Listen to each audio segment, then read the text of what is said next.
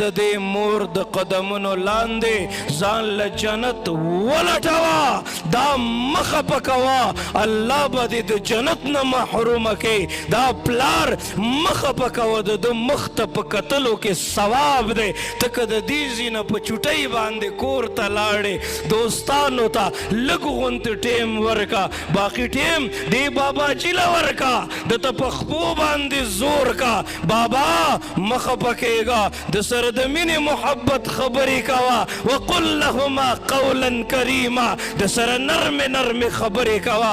مور درته وایي بچیه بازار نه لږ څه راوړه، سبزي راوړه، اف ورته مه کوه، تندي کې ورته ګونجې مه راوله، جواب مه ورګرځوه، دې ته به تکلیف ورسي. که دې ته تکلیف ورسېدو الله به خفه شي، والدین به نه خفه کوئ. زه محسوسوم د هغه والدینو هغه دردونه، هغه تکلیفونه، دام د هغوی دپاره درد دی، تکلیف دی چې ته د خپل ځان نه جدا کړې. ثابته میاشت تېره شي، ټوله هفته تېره شي، خو په خپل زړه باندې د صبر تیږه کېښودې ده، تیږه یې کېښودې ده. خیر دی زه به تکلیف برداشت کم، خو چې زما بچی کامیاب شي.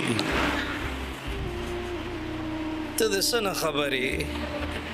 ستا خو نه خپل بچي شته دی او نه په دې خبرو لا رسې، او نه ستا دومره ظرف او سوچ شته دی چې ته په دې خبرو ورسې. یو ګنټه زما وشوه او لګیا یم دا مرۍ مې ځان له ستړې کړله. ولې ما سره یو درد دی که نه چې الله دا په سوونو طلبا نن ستا مخې ته ناست دي. الله زما دې درد له وجود ورکا، الله زما دې الفاظو له وجود ورکا. الله دا طلبا د وخت اولیاء فقها وګرځوه. دې معاشرې ته ضرورت دی، دې دین ته ضرورت دی، د اسلام ته ضرورت دی.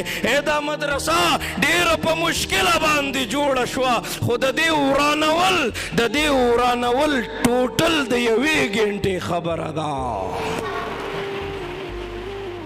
ستاسو را جمع کولو باندې د دې قاري صاحبانو زندګي ختمه شوه.